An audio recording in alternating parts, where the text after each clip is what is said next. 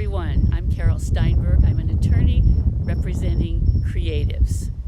I also teach artist rights at the School of Visual Arts, and it's very important to me to help artists understand their legal rights.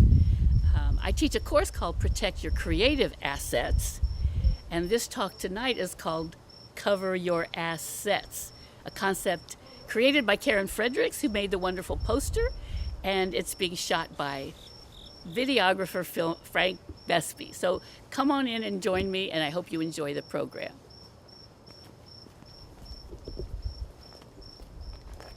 Hi, everybody. Thank you very much for coming. And congratulations for taking time for your art business. I want to thank LTV, who's been really helpful in doing all of this, the Arts Council, the Artist Alliance, for co-sponsoring this, and Karen Fredericks, who created this brilliant flyer and phrase. So she's amazing. So I was at I gave a program last week in the city on estates issues for artists in a Bed-Stuy gallery. And I heard this a couple times, and I've heard it many times throughout my career. Artists say they didn't learn anything about their art business or legal rights in art school. I hear it over and over again. So it's great that you're coming to this. So this is an example of the kind of thing we're going to talk about today. I keep hearing from artists. Let's say there are several painters who've been showing for a good while. They sell their paintings. They're doing fine. All of a sudden, they see their work on a schlocky online gallery, a furniture store website. It's cheapened versions of their work, and they're really upset. Some say they're nauseated. What do? So that's what this is all about today. So the first question I ask them, have you registered your copyright? How many of you have registered your copyrights? One? Okay, good. So that's the first question. And then the second kind of question is, how do you want to pursue it? Do you want to, I don't accept they want to do nothing. I mean, it's everybody's choice, but I hate to see people say they don't want to do anything. Do they want a letter written? Do they want to go to court? And there's also now a new procedure. It's a small claims copyright tribunal through the Copyright Office, where you can bring a claim for copyright infringement for almost no money, no lawyer, very, very simplified, streamlined process. So that's the second thing I'm going to tell you about today. And then the next question is always AI. AI, it's like all over the place. But what if this copy of their artwork is done by AI? What does that mean? And, we'll talk a little bit about AI and creatives. There's a lot to say, but especially as it affects creatives, there's a lot to say. So let's see here. Okay. Well, you've seen this before many times. Andy Warhol, being good in business is the most fascinating kind of art. So he said it. He's an authority. Got to take care of your business. I don't know it's the most fascinating, but he's saying take care of your business. So this is Karen's phrase. I think it's fantastic. My class is Protect Your Creative Assets, but this is more memorable, Okay, so we're going to talk about copy registration, why it matters, the Small Claims Tribunal, and a little bit about AI for creatives. It's going to be more the why. I think it's more important that you know why and that these things exist than to get into the whole nitty-gritty of the forms and all of that stuff. So you remember these are remedies that you have. And I just hope that I can speak in plain English as much as possible. When I go to a doctor, they explain things to me in terms I don't understand. And it's lingo, it's medical lingo. They think I understand it. I don't want to do that. So make sure you ask all the questions that you have. We'll save time at the end for questions. And please don't hesitate to ask any question. I'm going to try not to use legalese, but kind of hard not to do. So a few months ago in the Times, there was an article about a new Banksy museum on Canal Street. And in the article in the Times, Banksy was quoted as saying, copyright is for losers. So we say not. We say that's not the case. And here's an example. Just bear in mind everything I say about copyright, no matter what kind of artistic person you are. Yeah. Okay, thank you. Whatever kind of creative you are, copyright applies to all creatives. This case happens to be about a photographer. I talk a lot about visual artists, maybe writers, but it applies to all artists. This photographer, Scott Hargis, is pretty well known. He takes architectural shots. He got a damages award of $6.3 million for copyright infringement, which is the largest so far that I know of that a photographer got. And he got that much money because he registered his copyright. He took these 43 images of senior living centers, and they used the photographs to, I hear this echo, it's kind of strange, but can you hear me okay? Okay, so these images were used to promote the living centers.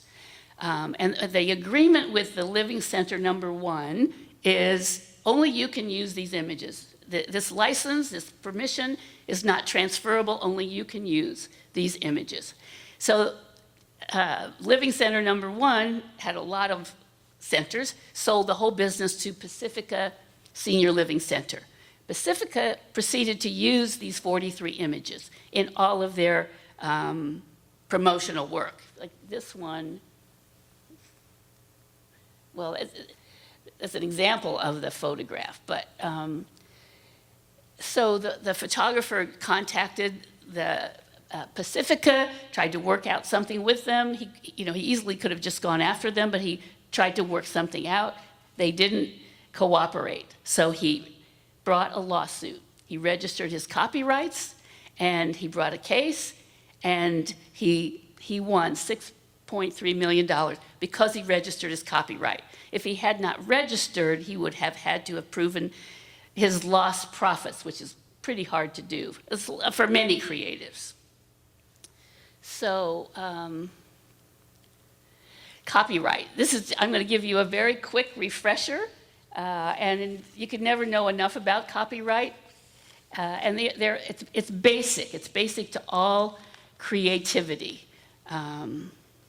So, copyright comes from the Constitution. You guys know what that is, right? Even though I'm not going to say anything political.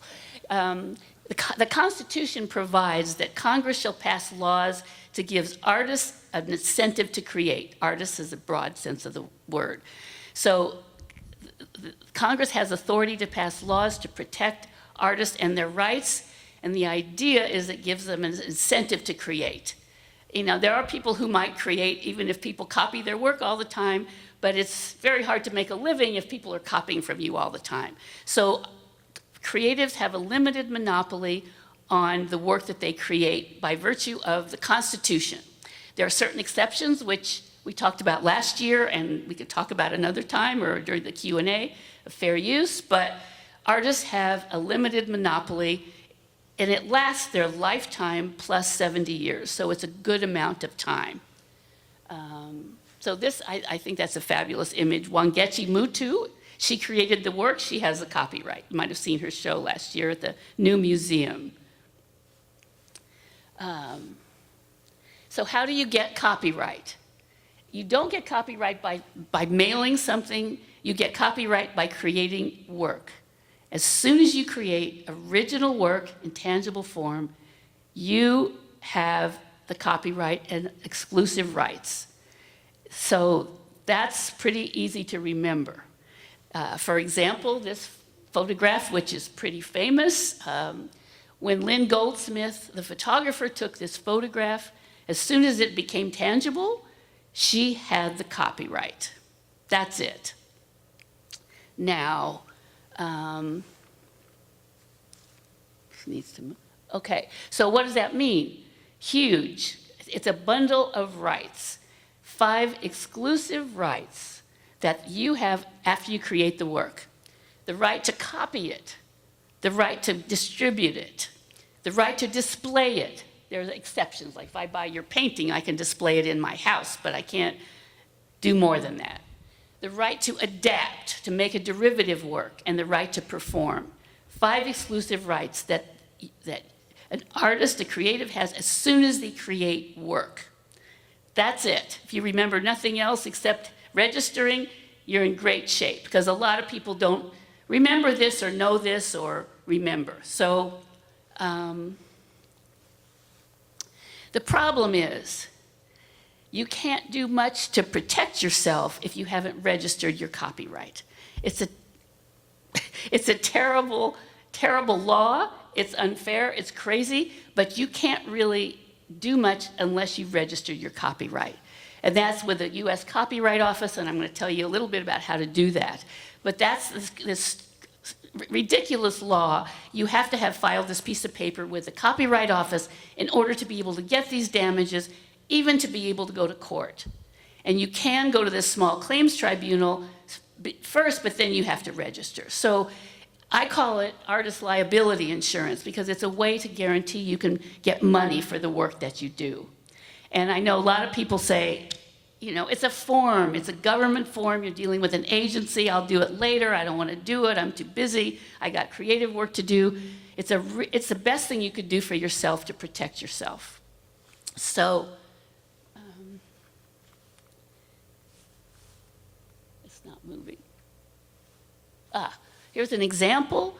There's an artist, Julian Rivera, who created this image on the right. And he saw the image all over merchandise in Walmarts and all kinds of retail stores. He had not authorized the reproduction of his image. So it was also on Ellen DeGeneres' clothing line, sold at Walmart. He understood that there was a lot of sales of this work, and he wrote to them to say, this is my work, you can't do that. They didn't really respond. They didn't offer to pay him. They didn't offer a license. So he registered his copyright, and he brought a lawsuit. You have to register to bring a lawsuit now, thanks to the Supreme Court, but you have to. And he claimed copyright infringement. Back to basics. They copied it, they distributed it, they adapted it, they displayed it. Violation of his exclusive rights. So the case started and it was settled for an undisclosed amount, but because he registered, they know they better deal with him because they could be liable for a lot of damages. So it's important to know the why. Here's a lesson that was kind of painful where someone did not register. This is about 20 years old, but there was an artist named Ann Davis who lives in the East Village who created eyewear like this that's not just regular frames. And back in the days of magazines and Gap ads, a lot of celebrities wore these glasses, this eyewear. Didn't ask him permission. He saw it. He was very upset. He tried to deal with the Gap. They ignored him. He hired a lawyer. He found somebody that would actually represent him. They brought a case, and he won. But he had not registered his copyright. So the court could not award these large damages. The court could only award his lost profits, which were the profits that he made the year before were negligible. So it was a very painful lesson. So this is why you register your copyright. Covering your assets. Thank you, Karen. The ability to go to court. You have to register in order to go to court. You have to register in order to get statutory damages, which means the law provides a judge can award damages of up to $150,000 per infringement. Now, that's not guaranteed. You have to prove that there was copyright infringement, and it depends how willful and this and that. I mean, Renee, who's sitting here, knows about statutory damages that were awarded in the 5 Points case of like, what, 6 million, something like that, a lot. So courts can award that much money, and they can pay your attorney's fees. So that's the reason to do it. Otherwise, you have to prove actual damages. So it's a way to protect yourself. There are there are group registrations that you can do. There's a lot of information on the Copyright Office website. Let's see. Let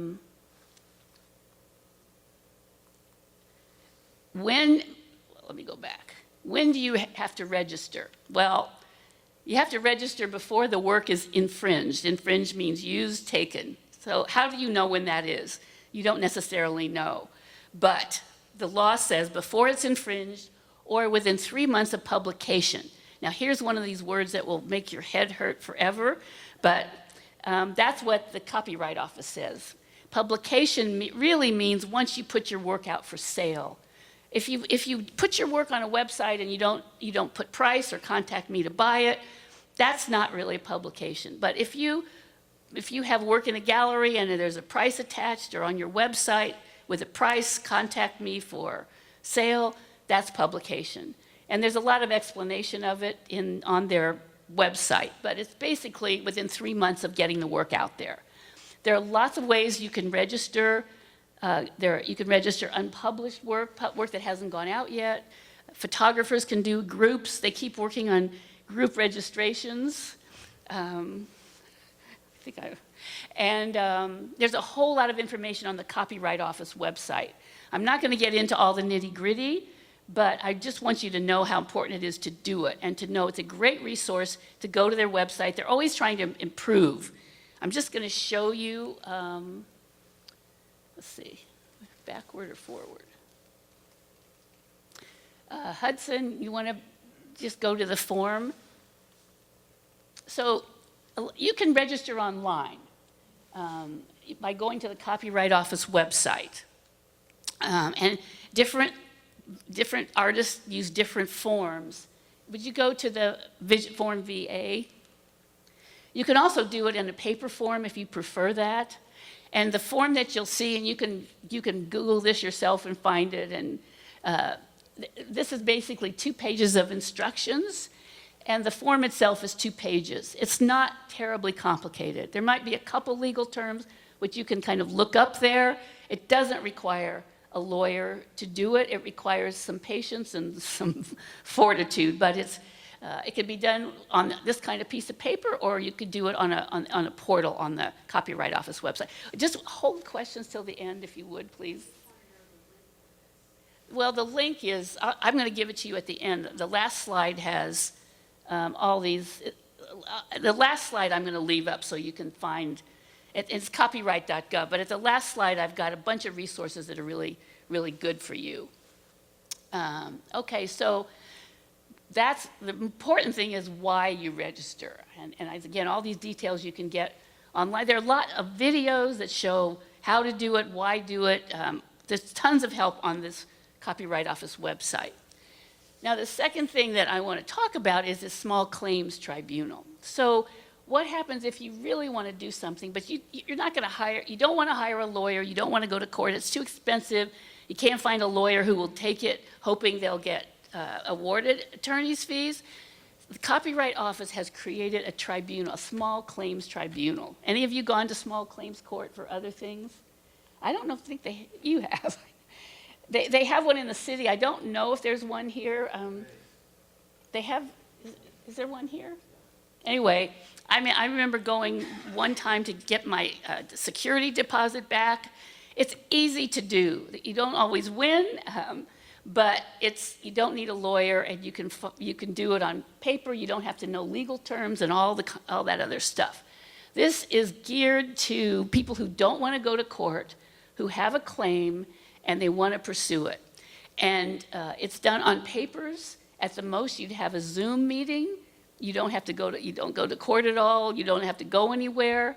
And you can get up to $30,000. You cannot get large statutory damages. It's streamlined. It's meant to be user-friendly. And it's been going only for a couple years, but it seems to be working. So in this part of the talk, I'm going to talk about, I use Jane Johnson's painting. So that's a painting of Jane Johnson. It's called the Copyright Claims Board, and these are the links, which again I'll have on a slide at the end.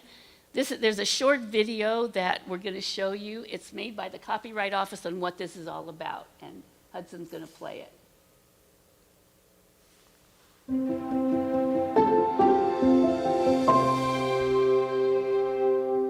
Welcome to the Copyright Claims Board, or CCB for short. Congress directed the Copyright Office to establish the CCB as part of the Copyright Alternative in Small Claims Enforcement Act, also referred to as the CASE Act. The CCB is a copyright-specific tribunal that handles all matters virtually. The CCB hears copyright disputes involving claims seeking damages of up to $30,000. The CCB consists of 3 officers. They were chosen for their copyright expertise and experience, representing both copyright owners and users. Prior to the CASE Act, U.S. law required all copyright cases to be filed in federal court, which can be time-consuming and expensive. The cost of litigating in federal court can greatly outweigh the value in some cases. The CCB is a voluntary alternative to federal court for certain cases. CCB proceedings are streamlined, and filing fees in the CCB are a fraction of the cost of the fees in federal court. The CCB can only hear claims and counterclaims specific to certain types of copyright disputes.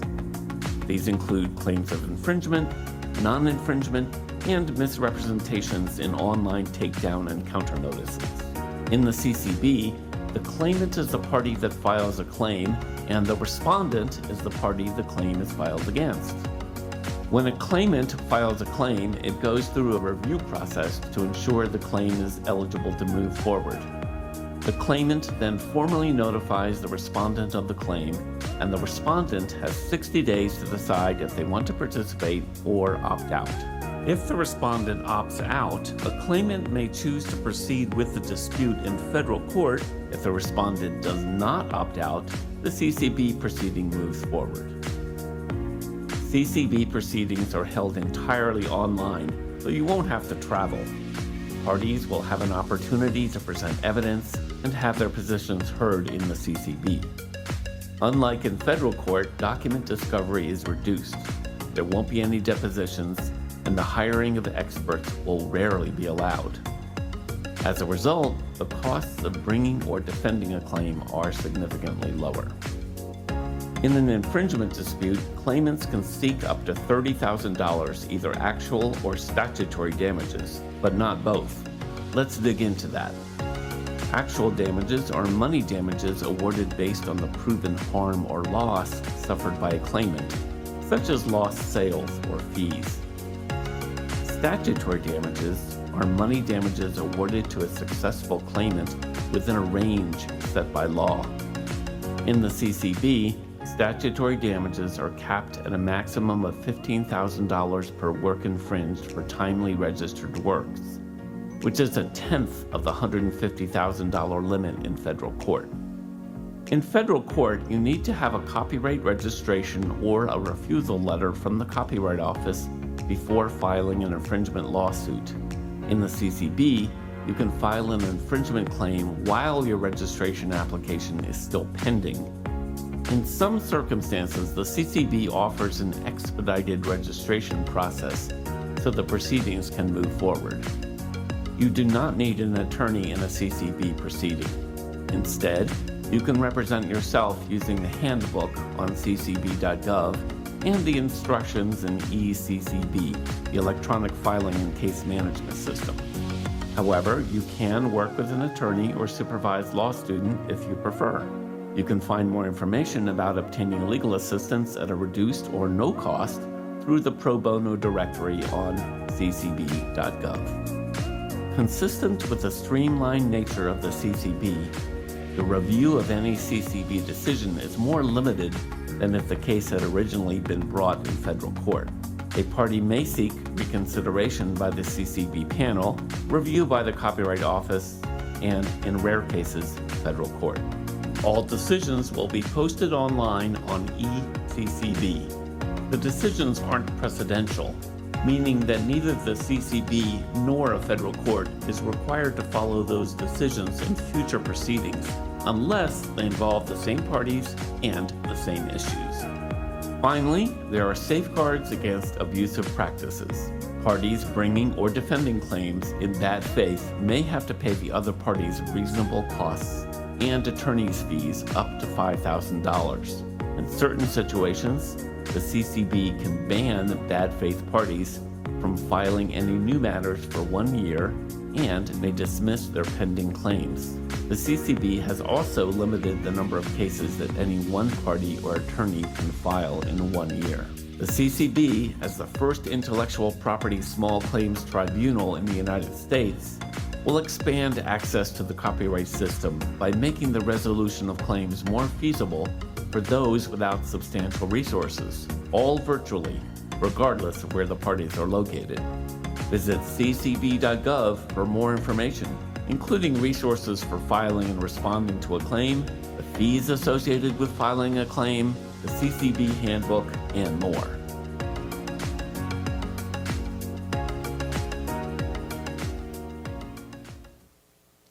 Okay, so you can find those kind of videos on these sites I'm going to give you. You got to go back, if you're going to do it, you're going to go back and look at how to file, where to file, et cetera. But that stuff is easy to figure out. Just the important thing is to know that it exists.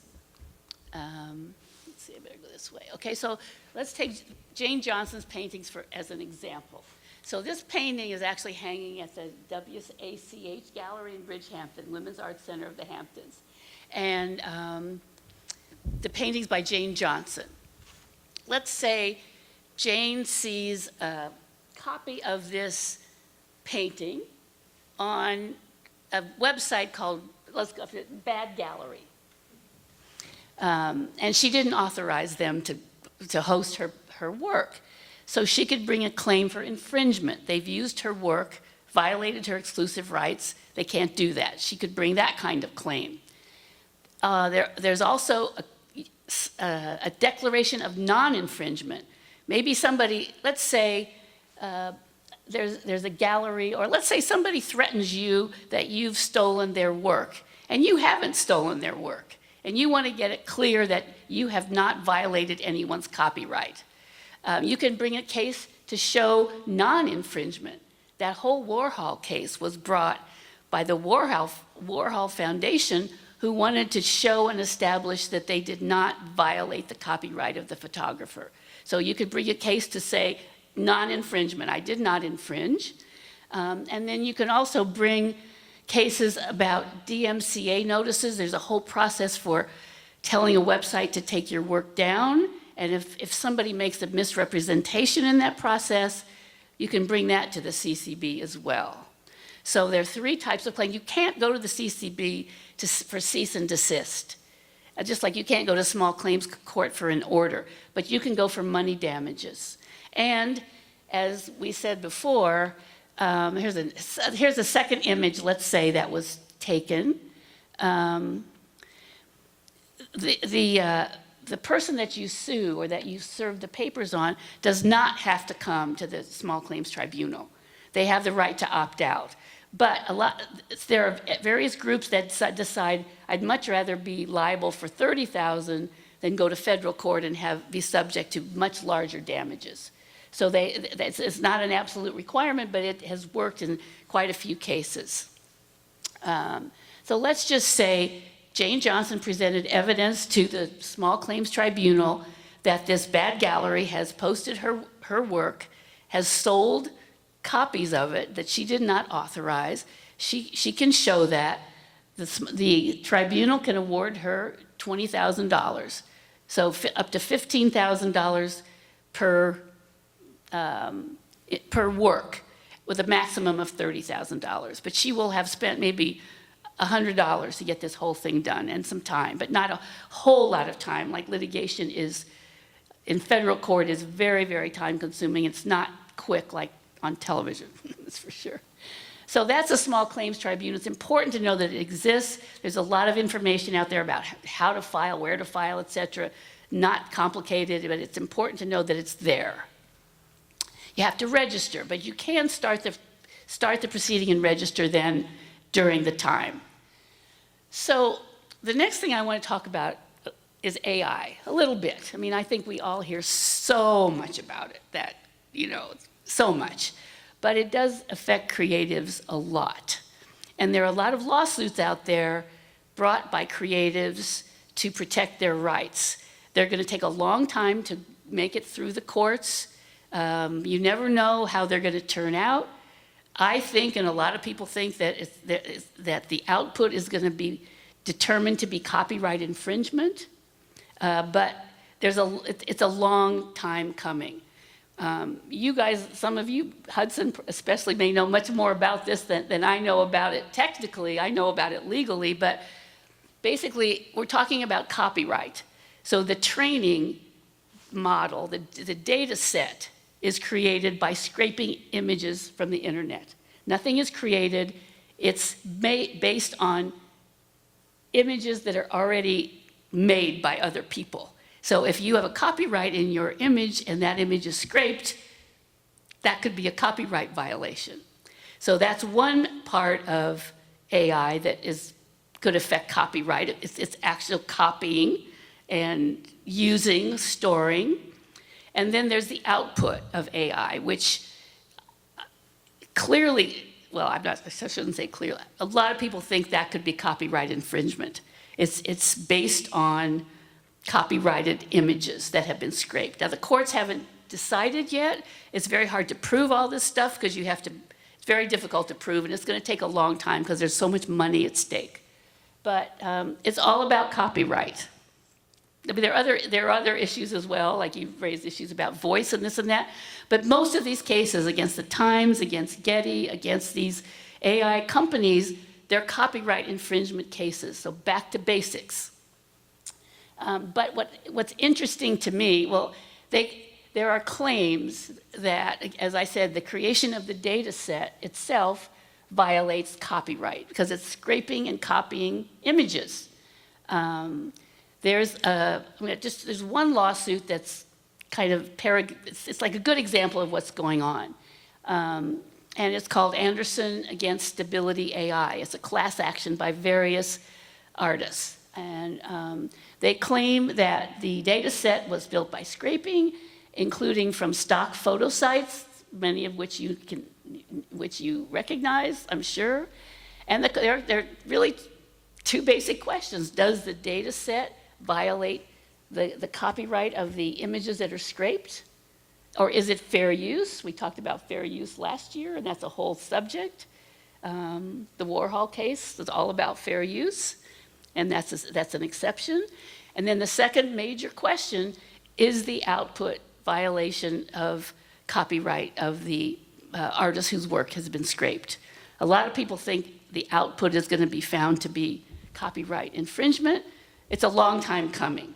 So, well, this is the case that is interesting. It's an example of many of them. It's brought by a group of visual artists against all these companies. And again, allegedly, the data set was built by scraping, used to create stable diffusion, which is used by many people as an AI image generator, many users.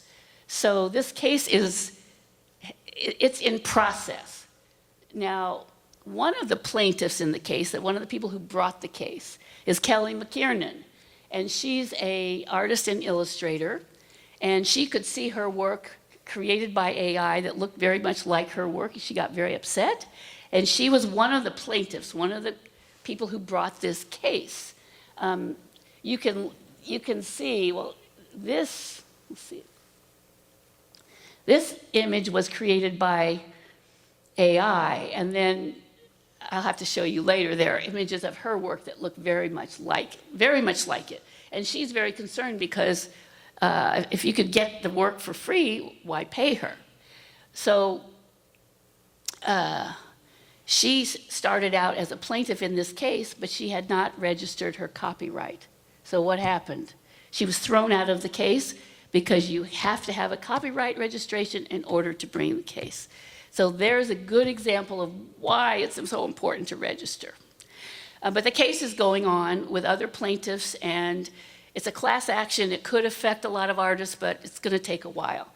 What I think is really interesting, and maybe you guys know a lot about it, Hudson knows a lot about it, is very creative. Well, this is just a reiteration of what I said.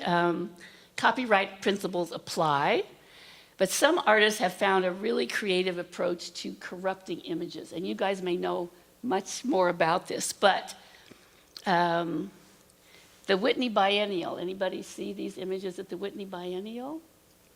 These images were commissioned for the biennial. The artists are Holly Herndon and Matt Dryhurst, and they were commissioned to create various images. As I understand it, this Holly Herndon is not only an artist, but is a very widespread internet presence. This image with bangs and blue eyes, etc., with the hair like that. And these two artists created images that, when scraped, will produce corrupted output. So they somehow figured out a way that when the name Holly Herndon is typed in as a prompt, the image that comes out is corrupted. It's not the Holly Herndon that you saw before. It's an ugly version, so that's why they call it, whatever they call it, the name of it. So, mutant something. So their theory is that these images are called up over and over again because Holly Herndon is so prevalent. And every time the image is created, every time it comes up, it's corrupted, and it goes into the Whitney's art port. And the art port is supposedly a very trusted source that is used by many AI companies to scrape images, so that these images are going to become part of the mainstream and part of the output that is going to come out of, that people are going to see, and it's not going to be what they think. Also at the School of Visual Arts, I heard about this process called glaze, which is some way that you can treat an image so that anytime it's scraped, the output is going to be corrupted.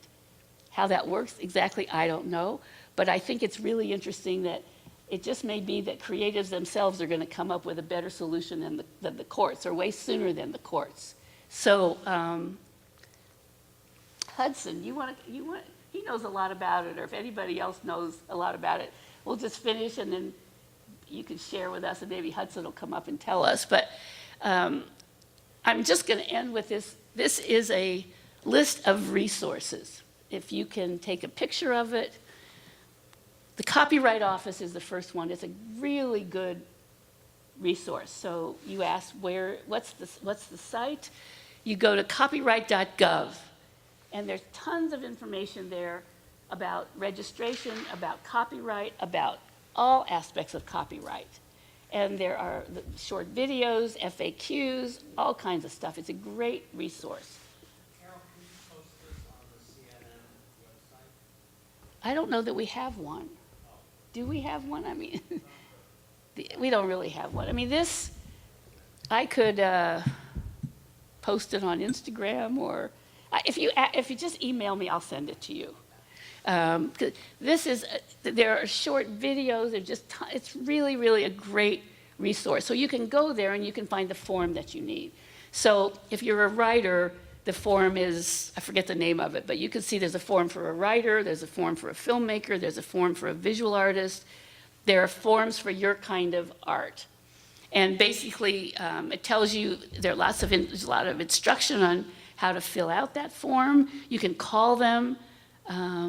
They're very, very helpful. They keep trying to come up with ways to do group registrations because artists have tons of images, and it's hard to think about registering all of them. So they keep coming up with different ways to do that. The next one is another great resource for creatives, the Copyright Alliance. It's copyrightalliance.org.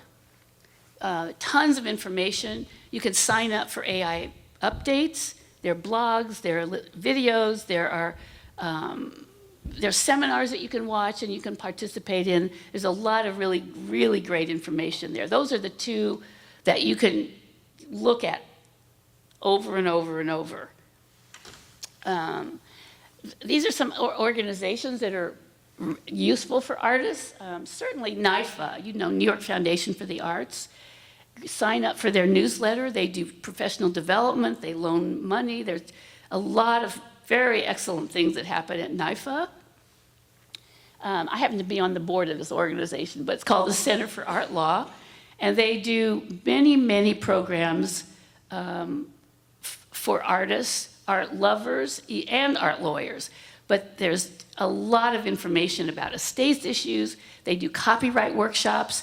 I'm actually going to do a program on copyright registration for them, which is going to be online.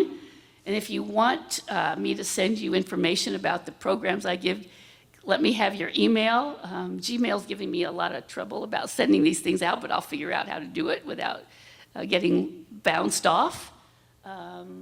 They have programs from all over the world. They're really interesting organization with in-person events and a lot of online events. And another place you can go for a lot of resources. They had a copyright workshop. They're going to have another one where you can sign up for consultation. And I just urge you to join something that will keep you abreast of what's going on. Legal stuff is probably not something you're going to pay attention to unless it's in your face or you have an issue. But if you belong to an organization for your kind of art, they'll keep you abreast. They'll let you know there's something really important happening. So there's ASMP for photographers. There's the Graphic Artists Guild. Even if you're not a graphic artist or a photographer, there's a lot of information on those sites about copyright. In fact, those two organizations are the ones who really got the Small Claims Tribunal passed because they lobby in Washington all the time. So it would be useful even if you're a painter and maybe you're not a graphic designer. It's all the same principles. The Artists' Rights Society is for visual artists. They do a lot of licensing. They deal with estates of very, very prominent artists, but they also have a lot of programs. There's one coming up called Licensing 101 about copyright, and you can ask them questions. You can join for, I don't think it's too much money, but it's a very good organization. Excuse me. And then Volunteer Lawyers for the Arts. They have ongoing programs about all kinds of copyright for various kinds of artists, AI, contracts, all kinds of programs. And they give consultations, a very good organization. So I'll get you this, I'll figure out how to get you this slide if you want. And, we're the Arts Council and the Artists Alliance and happy to do these programs. So if there are issues that you want to know about, let me know, let Scott know, let Karen know, because, artists have a lot of questions and we're happy to do that. So let's take questions. And does somebody want to, listen, probably need somebody, oh great, thank you, okay. Call them out and I'll bring it over. All right, well, we'll start here. Yeah, Carol, you mentioned before. All of these resolutions do not involve cease and desist.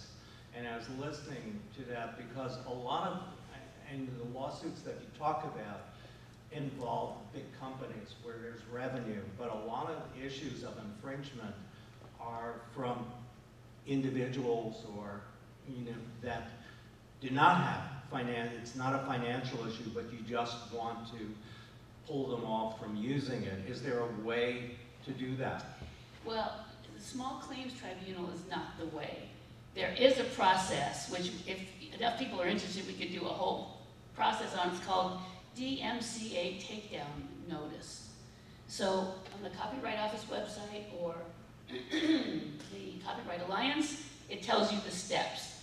So the idea is that you, as a copyright holder, notify the company, YouTube, for example, that the program that you own the copyright in has to be taken down. It's your copyright. They serve whatever company is showing it, and they tell them to stop. the company has a right to serve a counter notice, and then if a counter notice is served and there's no lawsuit brought within like 14 days, the work goes back up. It's a really terrible time frame, but once again, they keep trying to make it more meaningful. The whole idea is when the internet started, all these companies wanted to be shielded from liability because they're all hosting copyrighted work. And they wanted to find a way to make sure that the company wasn't liable, but that individuals could get relief. I don't know, I mean, it needs a lot of improvement, but that's what you can do. So it's up to YouTube then? Well, yeah, I mean, it's up to, yeah, and there's also, you can go to the, if let's say there's a misrepresentation, YouTube said,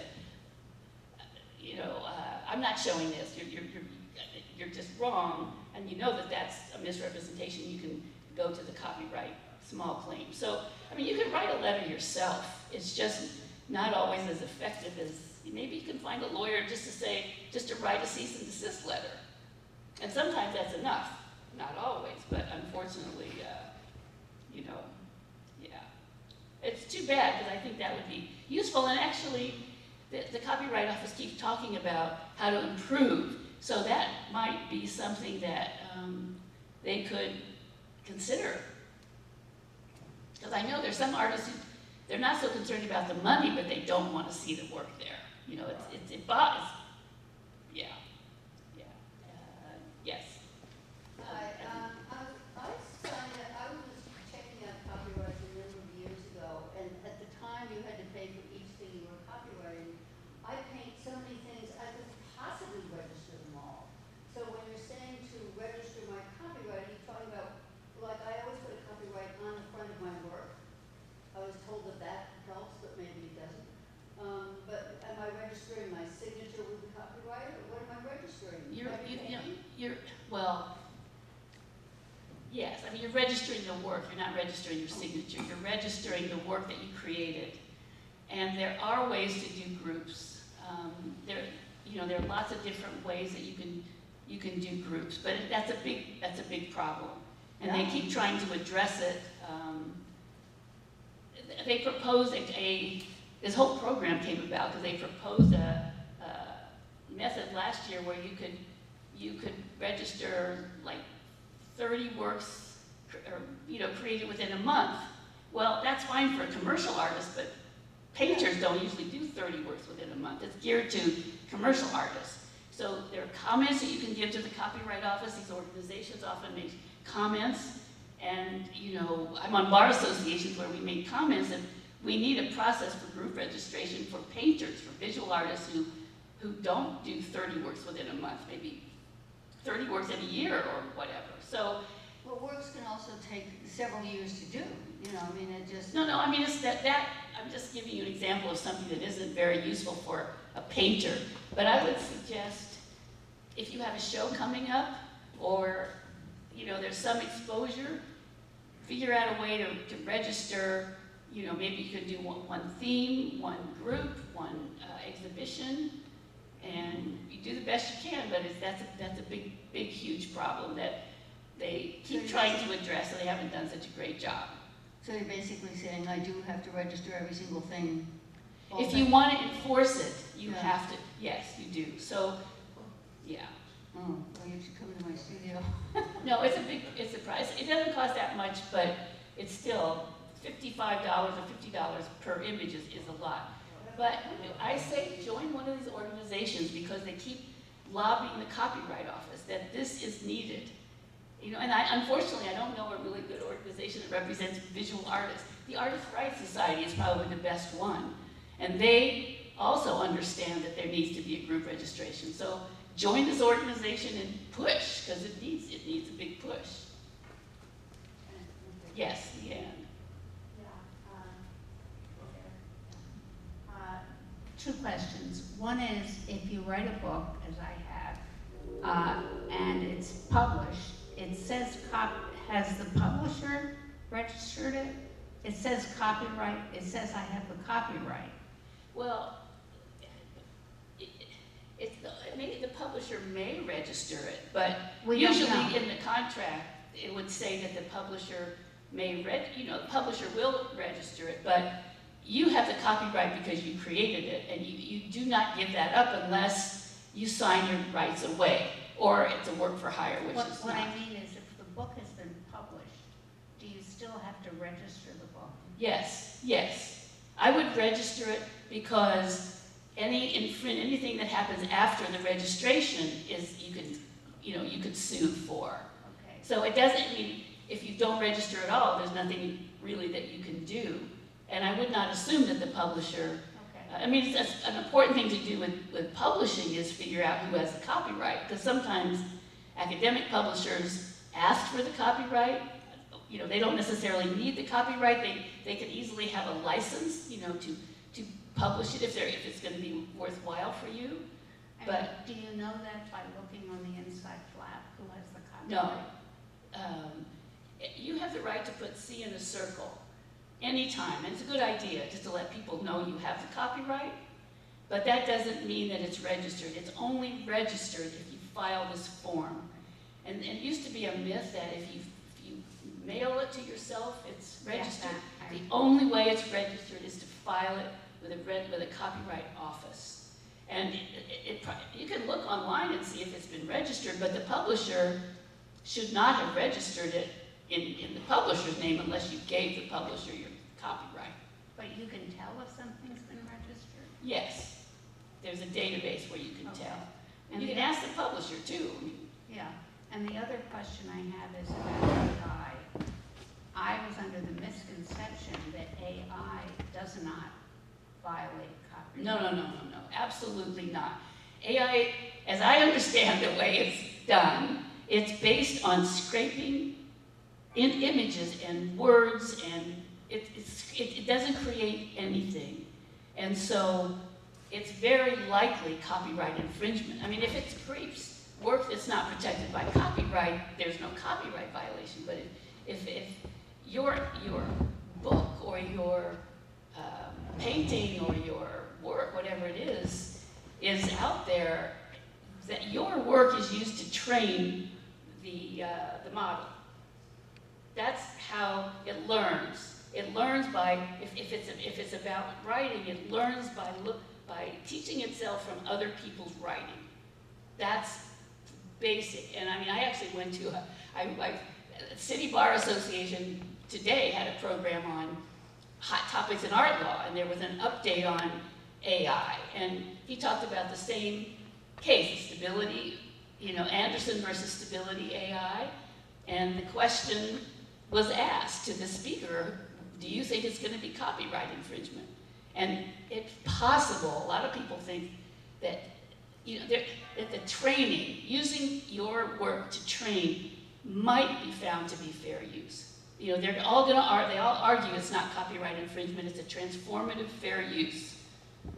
But the output it's a copyright infringement. I mean, it may just be these three visual artists who contacted me recently that the schlocky copy of their work was created by an AI, generative AI.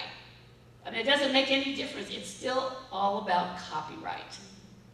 I mean, there's a defense to copyright. That's a whole subject we talked about last year and we could talk about again, but the biggest defense is it's a transformative fair use.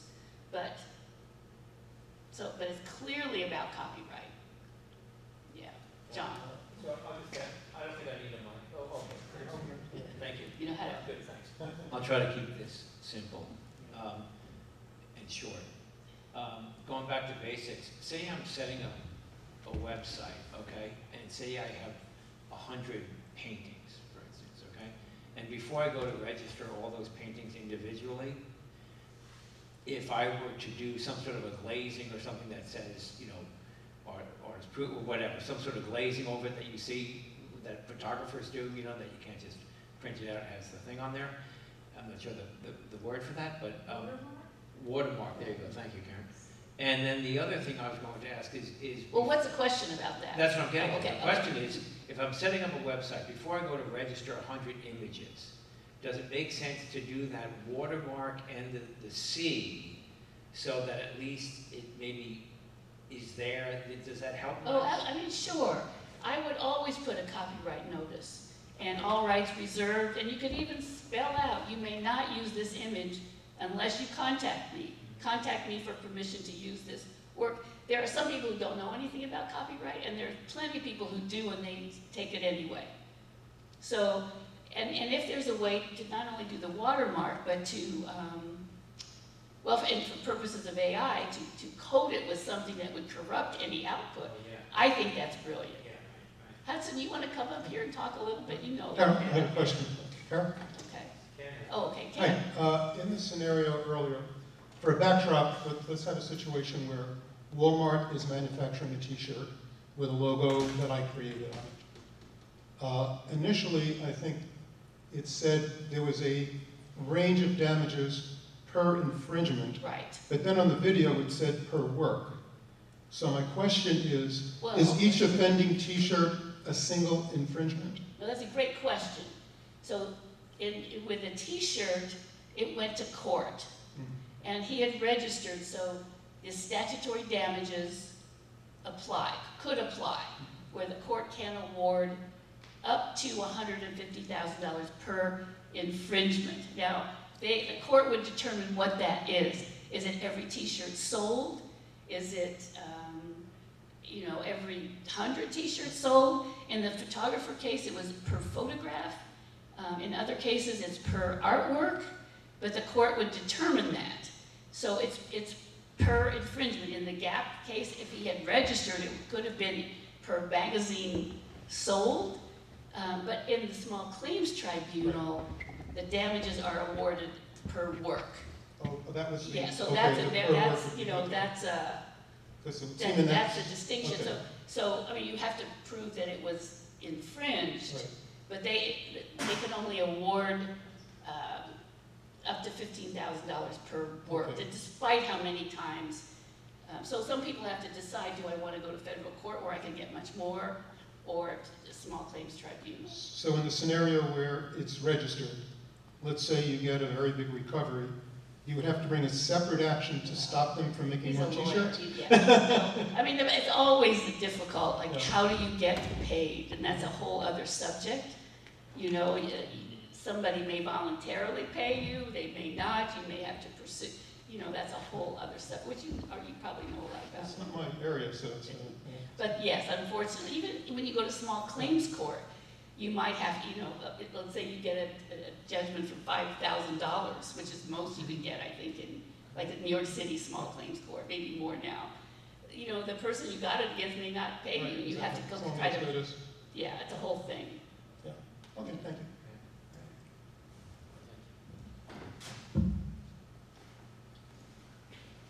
Scott? Okay, well, I guess two questions, but I'll just start with one. Okay. So it's not possible to retroactively register copyright? Correct. So, But it's a good idea to do it, because anything going forward, you could get damages for. and then secondly is, I don't know if you know, how would an artist know if their work is being scraped Yeah, for that's- AI? If musicians have organizations that actually look constantly for violations of copyrighted work. Visual artists don't have that. So you could do image searches, I believe. And the people who contacted me have just seen them or heard about them, whatever. There is no absolute way to do it, unfortunately. That's why it's really important to protect yourself. And there are a lot of these companies that they think that they can get away with it, because how's the artist going to know, or whatever. Yeah, a good question. Google Lens. Image search. And Google Lens. Google what? Google Lens. Okay. Take a picture of something, you load that app on, and just take a picture of your artwork, and then you hit search. And Okay. it brings up similar images.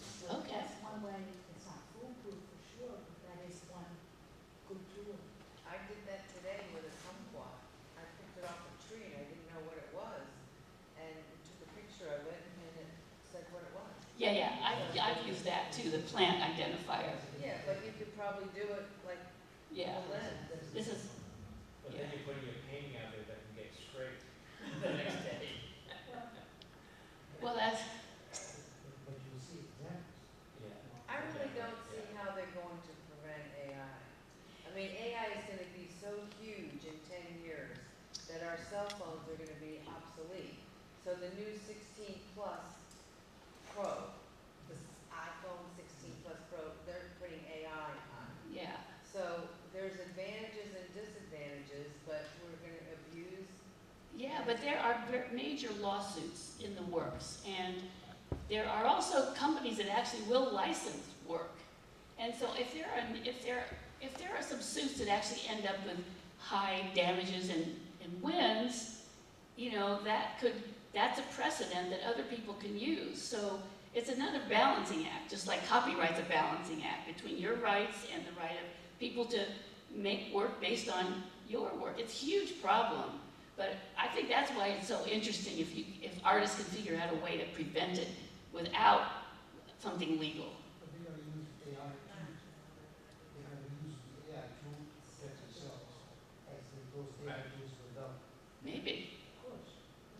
Renee. It's no issue. Yeah. I know a lot of artists were talking about like, I'm sorry. I know a lot of artists were talking about like a watermarking, which gets embedded in the image. So if you put it on your Instagram or something like that. Have you heard anything about that? Yeah, well, I've heard about that for a long time. I don't know how to do it, but that's not so much for AI as to keep it from being copied in general. Right. So Exactly. I don't know, photographers or graphic artists or Anything on Instagram or whatever. I mean, you can put something on the bottom of your image on Instagram. But some people think it's obstructive, you know, but you could do that. You can, You right? can. You And can. actually, I know a case that settled, it was with Walmart. And it was interesting because when they reproduced it through their art.com, they bought this company called art.com, they reproduced the copyright image. That's funny. And the lawyer didn't look at the image. Yeah, And that's so that funny. settled the case. Yeah. Yeah. Yes. because of what Scott just said, are you saying that older pictures, the paintings that I have now, I can't register them? Yeah, yes, you can. Oh. I mean, Scott asked, is it retroactive? So if you register and let's say somebody used it a year ago, would you be protected? You're not protected going backwards, but you're protected going forwards. So with Of anything. And actually, there is a process of group registration for unpublished work. So if there's work you haven't shown or you haven't put out for sale, you can do, I don't know, 75, you can do a lot of them at once. Yeah. So at least that's helpful. The other thing, when you were mentioning pricing and stuff on the internet or you're on your website, that's not done. You know, most people I know will not put prices on their websites. But they will, I mean, I have seen like for sale or contact so. Oh, for sale, yes. So it doesn't have to have a price, it just Right. has to be available for sale or rent or lease as opposed to just display, which is fine too. You could just display and that's not considered a publication. Yeah, that's just so long as it doesn't have the price, basically. No, I mean, if it's available. Like Yeah, if it's- available, If it's right. available, yeah. I mean, I know lots of artists who don't sell their work and there are exhibitions where work is not for sale, but they're, Can't imagine it. Is there a reason why you wouldn't let me price on the website? yeah, I mean, I think, Translate it or something like that? I think it depends on the person, you know, they may not wanna limit it, they may, Yeah. you know.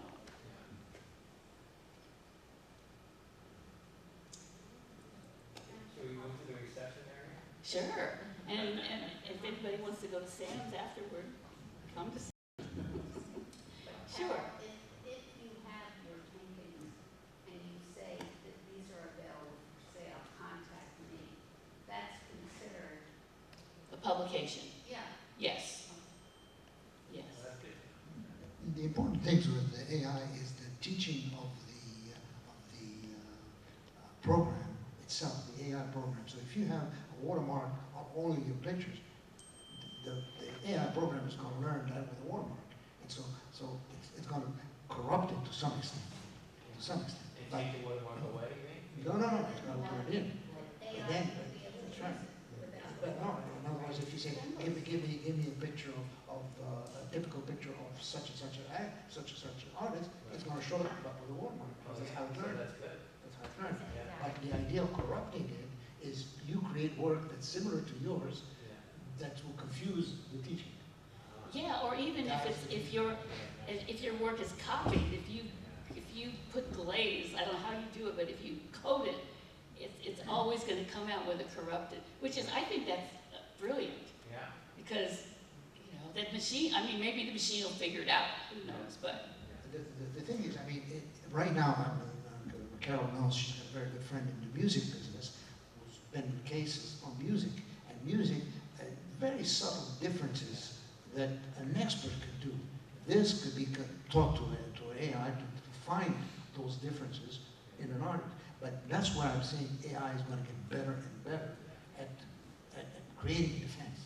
But it's not good at legal stuff right now. I mean, there are lawyers who have tried to use it, and it's not good at that, so.